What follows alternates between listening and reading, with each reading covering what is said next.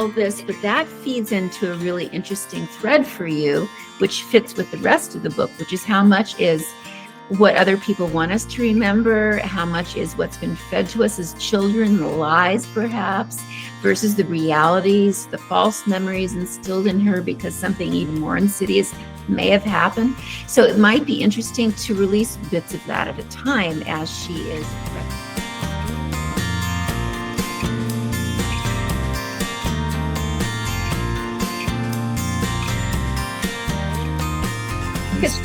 Let's then move to Melany offering Stacey some feedback. Okay. Let me get this open. And again, I apologize. This wasn't as organized as I had hoped. So Stacey, you have a wonderful talent for writing suspenseful, icky scenes. So kudos. That's my favorite part of your writing is anytime something awful is going to happen, I know I'm going to love it. So I'll just start with that. Thank you. So let's see. Stacey's the only person that can make you want to applaud and throw up at the same time. I still have this one image from his last book in my head, Melany, where some guy's neck is just wobbling and stuff is oozing out of it, and I think about that nightly. So, yeah, you know what I'm talking about. Love that. Okay. So on page 2, when Biscuit is talking about her dad, about when the new barber comes to town, and she's talking about her dad in an admiring way. And what came to mind is Stockholm Syndrome, if you're familiar with that, where you come to love your captor or your abuser. Because I do have, like, there occasionally she will say something that makes me wonder about her relationship with her dad. So I do feel like she's predominantly afraid of him for good reason. But then sometimes it seems like she admires him, or she thinks he's attractive, or she wants to look nice for him. And it's a little, I don't know. And of course, these things can be complicated. So it all depends on what you want that relationship to be, because I don't know if I'm picking up on false clues. Where do you see that admiration in that paragraph? People whispered that the newcomer gave a better haircut. I didn't believe it. And then she's talking about how her dad commanded the respect of people around town, which I wonder if that's just her twisting him, because he doesn't seem like the kind of guy that would have the admiration of people around town. So I don't know if that's like her perception is being contorted, or because of her weird relationship with him. But yeah, I don't know. Every once in a while, I just have kind of a about her relationship with her dad. And again, that may not be a bad thing. It just depends on what you're looking for. At the end of that page, the bottom of page 2, he was a classic good old boy who could learn a stranger's life story in 5 minutes and leave them feeling like they'd found their best friend. You know, it just sounds like she admires him. Let's see. At the top of page 5, that first sentence, the bottom line was that Daddy hated me. That's such a strong sentence. And you've said that previously. I took it out previously. Oh, you took it out. Okay. Yeah. This is the first time I actually say that now. Okay. Okay. Yep. That makes sense. Yep. But good catch. Thank you.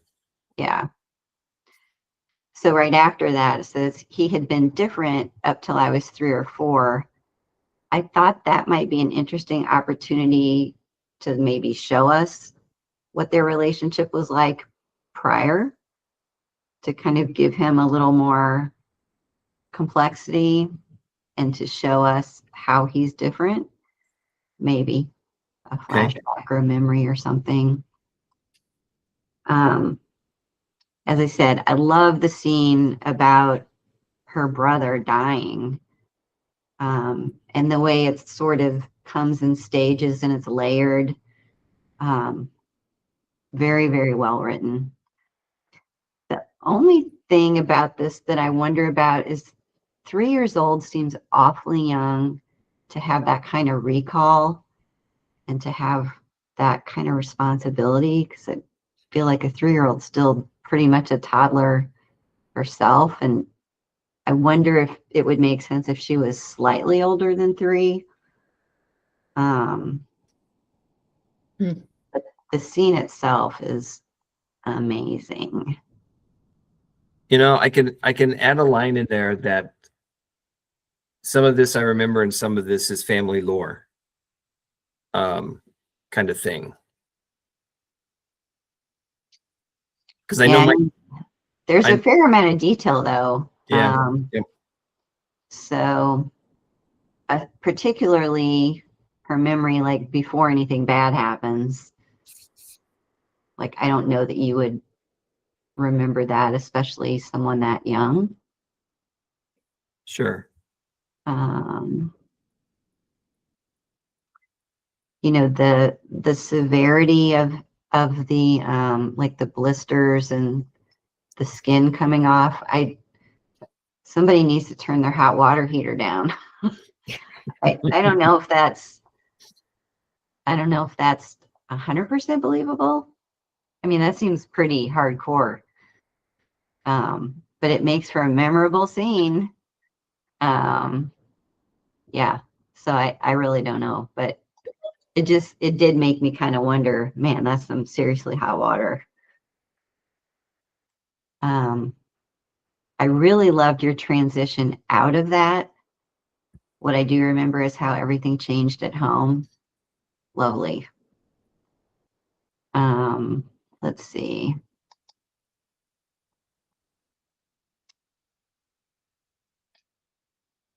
On page 10, when they're in the barber shop, there were a couple things I was wondering about. First of all, I assume she's working there, but I wasn't sure. Actually, I'm not sure why she's there. She's compelled to go there and she doesn't want to go there, but I wasn't really sure why she's there. And given what people know about her dad, the one guy's comment, the kind of sexually explicit comment about Billy Boy, I was like, boy, I don't know. Would he really say that? I don't know. I mean, if they're good friends, but I don't know. Since it's his daughter, I wasn't totally sure about that. Maybe it depends on the kind of relationship they have. But yeah, other than that, as the chapter was ending, I was just realizing I didn't understand why she was there. But it's an interesting chapter, and I love the demise of her brother, sadly. Didn't you mention that she had to go clean up the shop, Stacey? I thought so. Yeah, I think you did. But it might have been in the previous chapter. Yeah, maybe I cut that out in error, but that's easy to fix. Yeah, she needs to sweep up and close up the shop and stuff. Okay. All right. Alex, what did you think? What are your thoughts, I should say? Yeah. Okay, I'm gonna try to not repeat what Melanie said, because I do agree with a lot of it. Really love the way you set up a town. Just the beginning where you sort of describe the town and her walking through it. Just really good feel. And you've done this previously. I feel like you're really good at that. The other one was at the very end when what's his name? Mr. Johns, his comment would start a fight. His comment, even an asshole parent like this parent, a dad with a, how old is she here? 18. It's still whatever. He was was so really rough. Like, yeah, like that was rough. just like that was like that line. I believe somebody's saying it, but the dad would sure cut his hair too close to the scalp, but wouldn't just sort of stand there stoically. Like that would be pick him up by the scruff of the neck and throw him out the door. Like that's, even if you sort of hate your daughter. I think a very necessary chapter that totally is like I got a lot more about the town, about the feel of the place, about the dad, about his relationship with, like, I thought all that was really totally needed and enjoyable, minus the parts that were a little gruesome, but that's anyway. All right. Thanks. How about you, Pam? I won't belabor the Richie scene. I don't know why he didn't just drown, because that's very plausible, but especially if that he would have fallen into the tub and drowned as opposed to scalded, because that still happens today. And I could see him as more like 2 being able to fall into that tub. I agree with Melanie. There's the line you put where dad was different before she was 3 or 4, but she would not know that because you don't have memories. She wouldn't know her dad was different unless someone told her that. She wouldn't have a memory earlier than 3 or 4. That is about your earliest memory, and it is usually just an image. Like Alex said, I don't know about the details, so that may have come from people telling her that. The first scene up to page 5 is pretty much showing us the town, and I do agree with Alex that if you feed that into her entering the barbershop and put the bathtub scene somewhere else, I think it works better too, because I felt like I was really getting bogged with backstory, narration, observation. I was like, all right, let's get going. There's not a lot of action in that first scene, which takes it up to almost page 5. It's her showing the town. And it's not until she gets in the barber scene that you really pull the tension. I can feel the fear. It's palpable.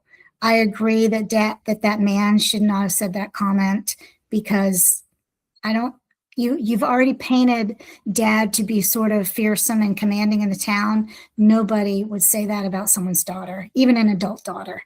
And that kind of it's inconsistent with what you're saying, what Biscuit is saying about her dad. If her dad is kind of respected and everybody comes to talk to him, they're not going to say that about his child. So that felt like it wouldn't match how you've painted dad's reputation in this town so far. Does that make sense?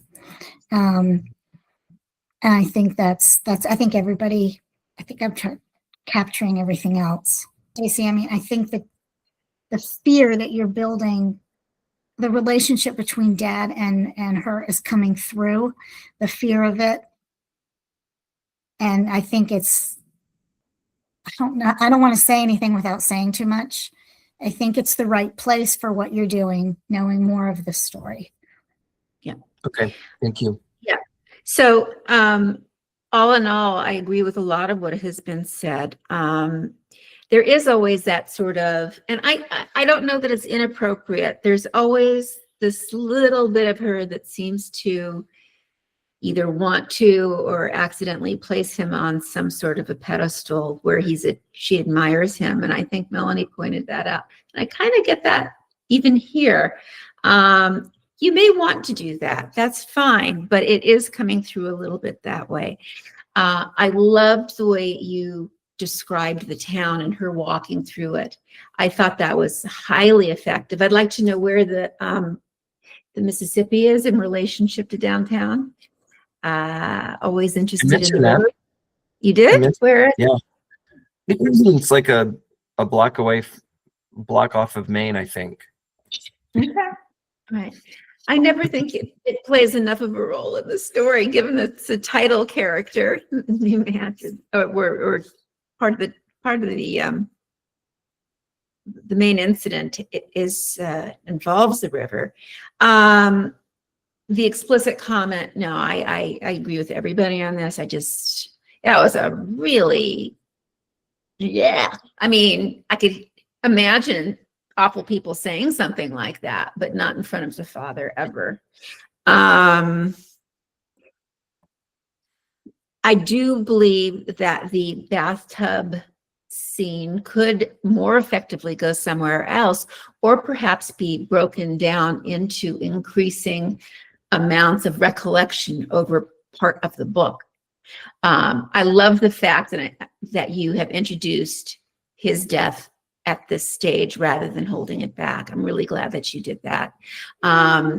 But we're having issues believing that she would remember all this, but that feeds into a really interesting thread for you, which fits with the rest of the book, which is how much is what other people want us to remember, how much is what's been fed to us as children, the lies perhaps, versus the realities, the false memories instilled in her because something even more insidious may have happened.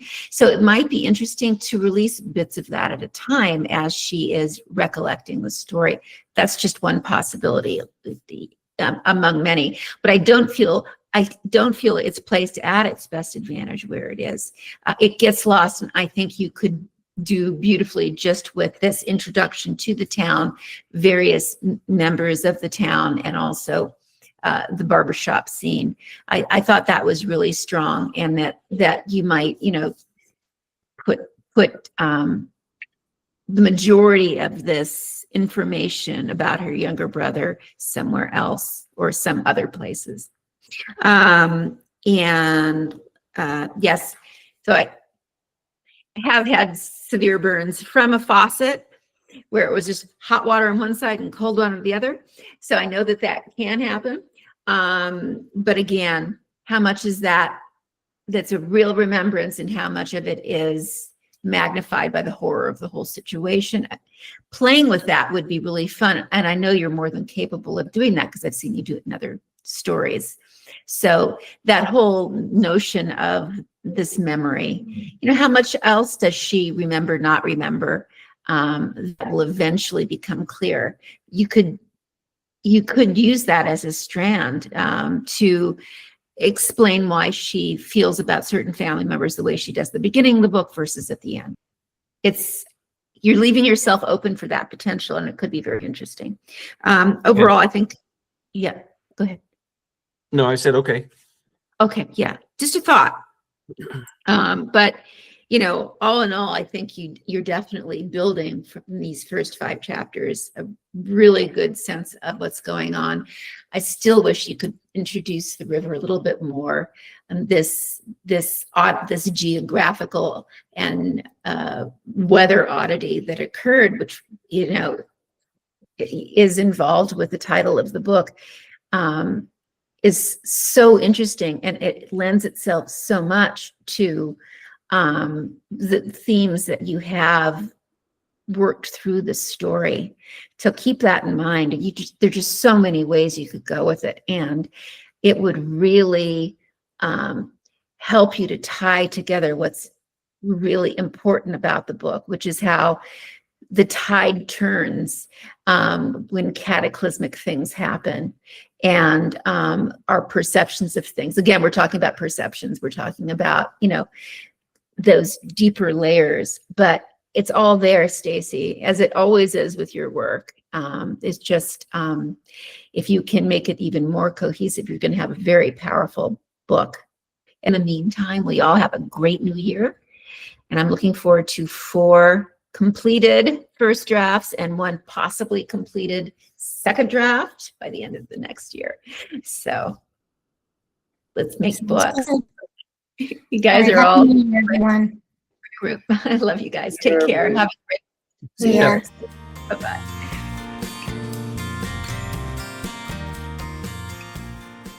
Bardsy delivers the tools, guidance, and support you need to produce compelling novels. Our well-researched and thoroughly tested approach includes our minimum complete story, a 90-second exercise that keeps your writing on track while fueling creativity. Bardsy Publishability Index, a 23-dimension checklist that offers attainable goals and provides actionable feedback. And our brand new comprehensive character developer that helps you construct unforgettable characters. Come see for yourself at Bardsy.com today. Try our workshop or enter our first chapter contest. Then, when you're ready, Elite membership delivers writing groups, personal coaching, and a curated community. With Bardsy, your work will captivate everyone, from agents to publishers, and, most importantly, your readers.